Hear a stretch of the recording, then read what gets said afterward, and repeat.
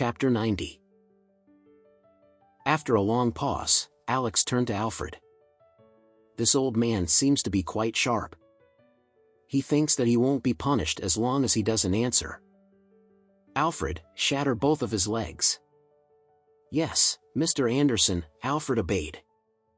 Looking at John, who was now panicking, Alex spoke in a cold tone. You only have your son to blame. Following two horrifying screams, John was now crippled as well. At the sight of his father being beaten up, Stanley felt as though he had lost control of his body. In just a few moments, he was sitting in a pool of liquid that had a strong and unpleasant smell. He had actually wet his pants. Alex chuckled. Well, won't you look at that? It looks like you can't control that thing of yours.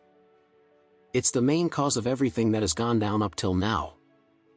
I'd say that you would no longer be needing it anymore. He then ordered, since that's the case, destroy the one thing that makes him a man. Alfred seemed to hesitate. As a man himself, upon receiving such an order, he couldn't help but flinch. Don Stephen then grumbled, What are you doing just standing there? Do as Mr. Anderson says. Alfred snapped back to reality and ordered his men, Spread this bastard's legs. Stanley begged Alex in desperation. Mr. Anderson, Boss Anderson, please spare me. You can cripple me, but please don't destroy my... Alex laughed. Do you think this is a multiple choice question? To let you choose if you'd like me to take away your arms and legs or that thing of yours? Wrong. You can't escape both of these fates. What came next was a hard stomp from Alfred. And Stanley was now a eunuch. However, that was not the end of his suffering just yet. Alfred carried out Alex's orders and crippled all of his limbs as well. Hooking up with someone else's fiancée and beating them up afterward, Stanley, who was once an arrogant jerk, was now a completely useless piece of human garbage. No one would sympathize with him, he deserved this. All that was left to deal with was Scarlett Johnson alone. On the verge of losing it, Scarlett crawled over to the bed and latched onto Noah's hand. Crying, she begged, Hubby, I'm so sorry, hubby. I shouldn't have cheated on you. I really did love you. It's just that John raped me. He even took pictures of me, and there wasn't anything else I could do. He manipulated me. Stanley yelled angrily, Scarlett Johnson, you whore. How dare you blame it on me? You were the one who came to my pawnshop with your father. You approached me because of my wealth and slept with me out of your own will. Otherwise, I would have never hooked up with you. Stanley then turned to Alex. Mr. Anderson, please don't believe a word this bitch has said. I have receipts.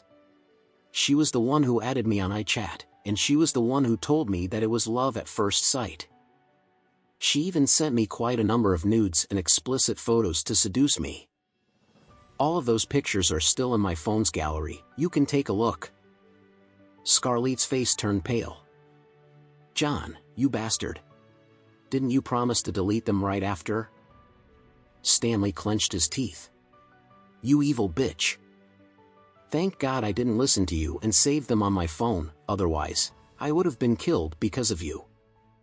Scarlett then tried to explain. Hubby, I was an idiot for doing this. Can't you spare me? After all the years we've spent together? Can't you just spare me? Alex asked Noah, what do you think? Noah glanced at Scarlett before pushing her aside.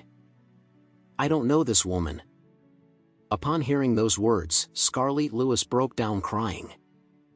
Alex ordered, well then, why don't we break both of her legs and leave a scar on her face? Let's see if she'll be able to seduce any more men from now on. Alex was not sympathetic toward wicked women like Scarlett Johnson, not even one bit. Following Alex's order, Alfred then crippled Scarlett and scarred her face, even going as far as to cut her hair off with surgical scissors. In the end, the five of them had paid the great price that Alex had promised them.